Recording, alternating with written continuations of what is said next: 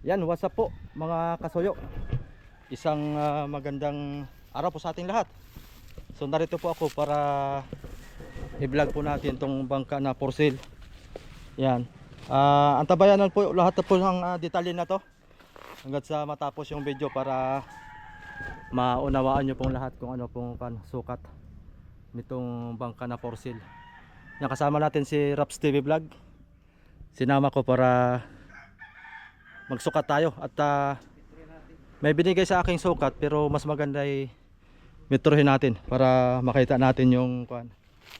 At unahin ko po muna yung mga kasuyo, yung detalye nito para mamaya ko po sabihin yung presyo kung magkano yung pagbinta nito. Binibinta na po to ng may-ari dahil po ay medyo na short po siya sa budget. Kaya halos ko na po ito parang nasa 70% na po yung pagkayari. Konting-konti na lang, 70% na lang po ito. Ito'y buong-buo na halos. So ayan. Saka duman boy. Kabila. Yan dito, sobrang taas ito.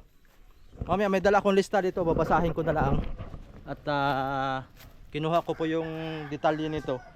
At yun nga po mga kasuyo, order po niya na ipa-vlog para mabinta na nga po itong kwan. Sana nga po sa mga viewers natin manood po kayo mabuti at ikukuha namin yung detalye nito.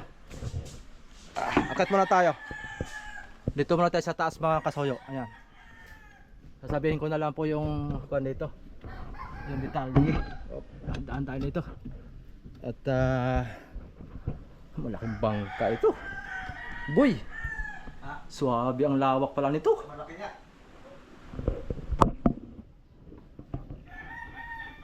Okay. Punta ka muna, boy. Atin natin. Sige, sige. Para nakita yung ibabaw ng kamaruti. Yung ibabaw ng kamarote mga kasuyo, sukatin muna natin.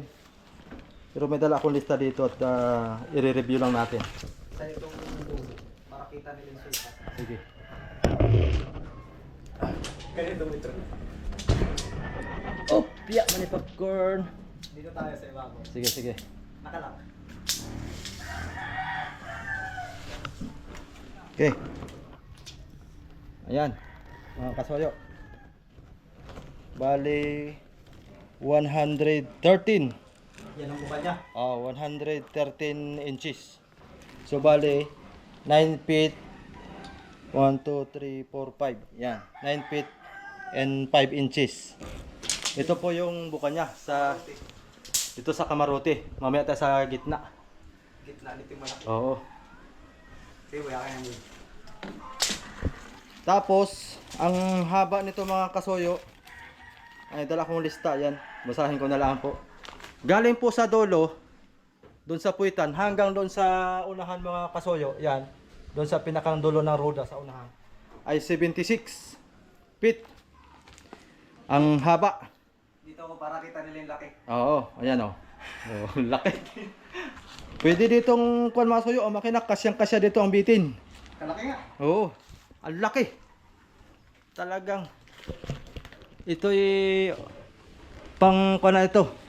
Pang laban na ito sa malaking alon. Kaya dito ang mga 15 feet. Nalaban na ito ng mga 15 feet.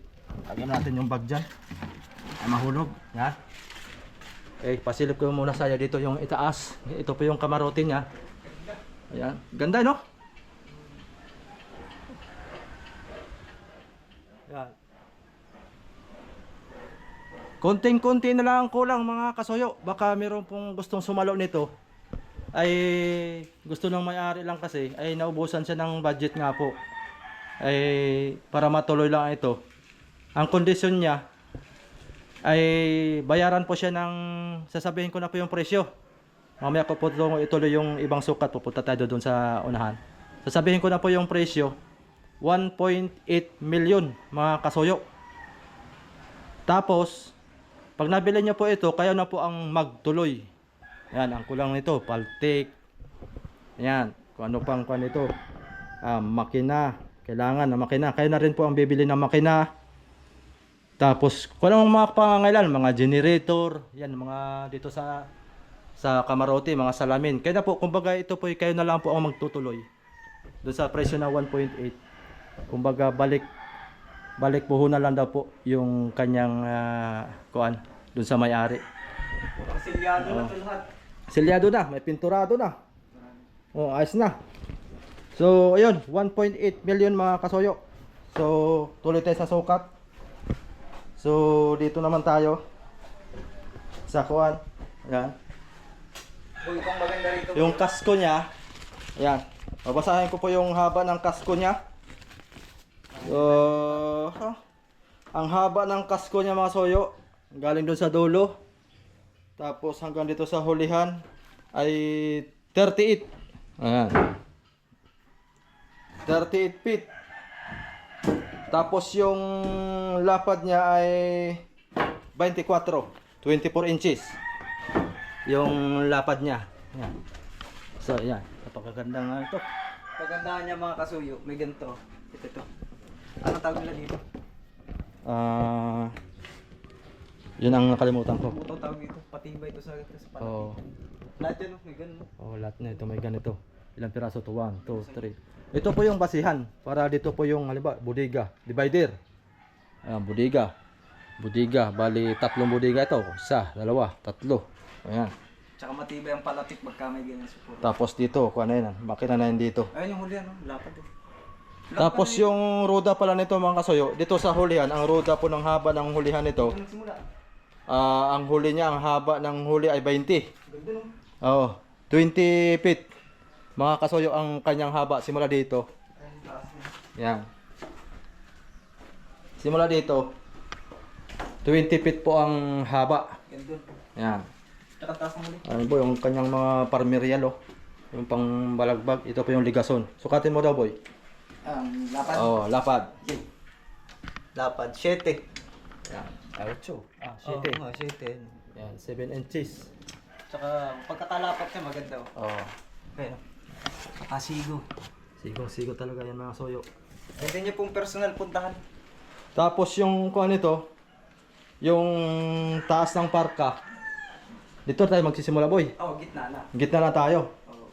Para malaman ng ating mga kababayang mga viewers natin ay kung anong taas po nito. Ito siguro. Oo. May hubog ito ha. Ay hubog. Hawakan ko boy. Ay di, sa'yo itong metro. Para kita nila. Diyan ka. Okay. Diyan, nasa kuberta. Ayan. Oh. Dito sa taas na. Taas na siguro. Taas na. Ayan. Consider na sa sakuan. Bali yan. 7 feet. Point. 1, 2, 3, 4, 5, 6, 7. 7 feet by 7.7. Bali, 230. Oo. Bali 230. Ito po ay style tinagalog ang ligason. Oo. Kaya no, kaya pag ano siya. Pabuka. 7 feet. So bali ang total lang ko nito, ang plywood niya is at 3/4. Oh, Ano mga niya? sa labas. Kumbaga, Hindi lugsong yan. oo. Dito.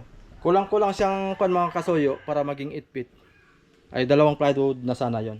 Kung 8 feet po ang pan nito taas. So ng plywood. So ayan, yung roda pala sa unahan, Bilis na din. oh, may lista rin to. So bali ang roda sa unahan nito. Ang kuan. Una ay 23 imedya. 23 feet and a half. Ayan, so, kita nyo naman. Yan, simula dyan. Dyan sa kuan na ito. Ayan. Papunta doon sa dulo. Yun, pinakatuktok. 23 and a half yung sukat nito, yung haba. Ayan o, kita nyo naman yung pagkagawa. Kuan pa to mga soyo, bago pa ito. Wala pa tong kuan. Wala pa itong kalahating taon. Wala po. Wala pa, baka mga 4 months. Tapos hindi pa inaulan, hindi pa naginitan. Oo. At may bubong. Ay, puro alikabok na. Oh, alikabok lang. Pagka tag-ulan ay hindi po napapasukan ng tubig, napapansin naman natin, oh. Walang katubig-tubig yung kasko, walang stock. may konting basa man ay ampies lang yan. Totally talagang hindi na i-stackan yan. Hindi na babasa. Ayan. Kamaruti na, naka-ready na. Kumbaga ang kulang na nito ay palatik. Ayan. Saka makina, naglalakad. Tapos makina. Tapos yung kwan dito mga soyo, yung sahig, sa sahigan. Tapos yung paggagawa ng budiga. Yan, 3 budiga ito ang magagawa nito. Doon sa una ay manhole. Ito isa. Yan, 2. Oo, mas malaki dyan. Tsaka ito, halos magkasukat ito sa yan dyan. Ito sa unahan ay medyo makitid-kitid ng kaunti. Ayan. Baka ang tansya ko nito ay karga rito ang mga kwan. Mga 15 tonelada na isda. Oo. Kaya nito masoyo 15 tonelada. Tapos ang estimated dito ng kuan masoyo dahil estimate lang po 'yun yung karga ng yelo. Baka 70 to 90 block ito ang estimate. Hanggang 100 pa. Dahil yung kanyang ligason mga kasoyo ay napapansin po natin ay nakabuka. Anong tawag nan boy? Tinagalog. Style tinagalog, yan. Nakabuka siya, parang letter B. Naka letter U. Naka letter U, hindi letter B. Gawa nang yung bangka sa doon sa DJM kung napapansin po ninyo mga soyo. Tuwid lang siya. Ayun, letter B lang talaga siya, letter B. Yan. Yan ang B. Ito U. Pa letter U pag ano, may hubog pa uka. Kaya makarga ito. Mas makarga ito kaysa yung hubog ay letter B. So, yun lang. Nasukat naman natin ha. Siguro naman yung sukat doon sa kanina. Yun din yun. 9 feet na no? O, diretso yung sukat. 9.7 ba yun? O, 9.7. 9 feet by 7 inches. Yung lapad niya. Kaya halos kulang-kulang 8 na rin. Kumbaga malapit na sa 8. 8 feet ang lapad. So ayan, tanong lang po kayo dun sa mga gustong mag-comment about ito sa bangka na to. At yung contact number ng mismong may-ari nito mga kasoyo. Yun po yung ilagay ko po dun sa description. Doon lang po yung puntahan dun sa description. I-click nyo lang po tong video na to sa baba. Yung number ng may-ari. Kayo na lang po kung diretso kumontak para mas malinaw po ang paninyo po. Kung gusto niyo pong tumawad, ay di kayo na po ang bahala mag-usap. Kumbaga sa amin, ay kami lang po ang tumulong lang po kami para itong bangka na to ay mapabinta. At gusto niya niyang mapabinta ito na kinapos na siya sa budget. Yun po yung naging dahilan mga kasoyo. Ayan. O, di ba? Ito, basta kunting-kunti na lang ito. Halos nasa 70%. Ang kuan nito paggawa sa bangka matatapos na ito. Tapos na halos. Yan o. Sahig na. Tapos ang kailangan nito makina. Yan. Tsaka paltik. Tapos yung may-ari nito mga kasoyo pala, siya na rin po yung gumagawa ng sirisan. Kung halimbawa kasya dito ang 8 sirisan. Ay sa kanya na lang din po kayo magpagawa. Kung halimbawa ipapatuloy nyo ito, nasasa nyo po nyo yun. Kung siya rin po ang gagawa or mayroon kayong dalang karpintero. Oo, yun lang po yung option doon. Doon sa magtutuloy sa bangka na to. Ayan o.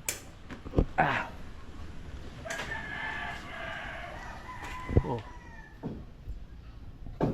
So kung gusto nyo makita, doon tayo sa kuan. Doon tayo sa labas naman, ikutin natin. Ikutin natin yung labas naman, yung pagkayari. Ayan. Unahan. So, May aso nga lang dyan, malaki. May aso doon. Malaki. Naku. Kala ko maliit. Malaki pa. So, baba tayo. So, yan. Andito tayo sa baba. So, bali ang kanya dito na masilya na. Itong halos kalahati. Oh. Itong kalahati, wala pang masilya. So, ano kaya? Hindi natin nakikita eh. Kung ito'y may lambat. Parang wala ako nakikitang lambat. Yung pagkamasilya. Ay, meron. Meron. Ayan, may lambat. Ayan, yan. Napapansin natin yan. May pulo-pulo, lambat. Ito po yung mga kasuyo ay nakuha na to, dalawang hagod na ito. Kumuga ito'y pinis na laang itong kanyang masilya. Gawin na ito'y masilya muna, lalapat ang masilya. Pagka kuan sapaw ang lambat habang basa pa. Tapos pagkatuyo, saka naman lalapatan ito. Ito na po yung pangalawa. So bali may pangatlo pa, may pang-apat pa nga. Depende sa inyo mga kasuyo pagka may pang-apat pa na yung sobrang kinis talaga, parang kutsi. O ayan. Dito may lambat, dito wala. Ito yung kuha na ito papunta sa Kamarote. So ayan. Sa mga nais pong kuan, gustong makakuha nito ay comment down below lang po kayo dito sa video na to. At ito'y halos talagang kuha na, tapos na. So yan nga, 1.8 million. Dati itong kuan mga kasuyo ha, dati itong 2.5 million. Binagsak na lang niya ng 1.8. Bawi lang daw sa kuan, sa materials at sa mga nagastos. Ayan, nasaan yung aso dito? Baka maaso tayo dito.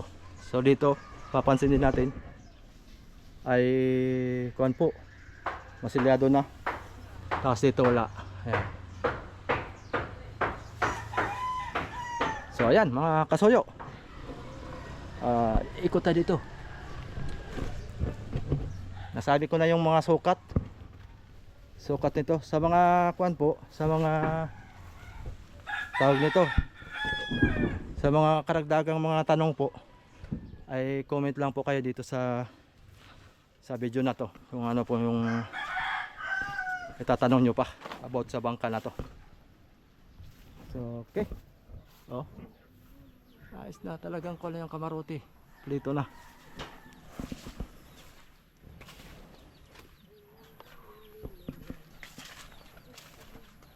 ...76 feet ang haba. Sana siguro yun lang. Wala naman tayo nakakalimutan na. Maganda siguro pagka kung sino man makakuha nito sa bangka na to, ay ang palangoy ganito mo nang gawin mga kasuyo. Ito yung sinasabing yati-yati na palangoy. Oo, fiberglass. Fiberglass ba ka to? Fiberglass to mga soyo.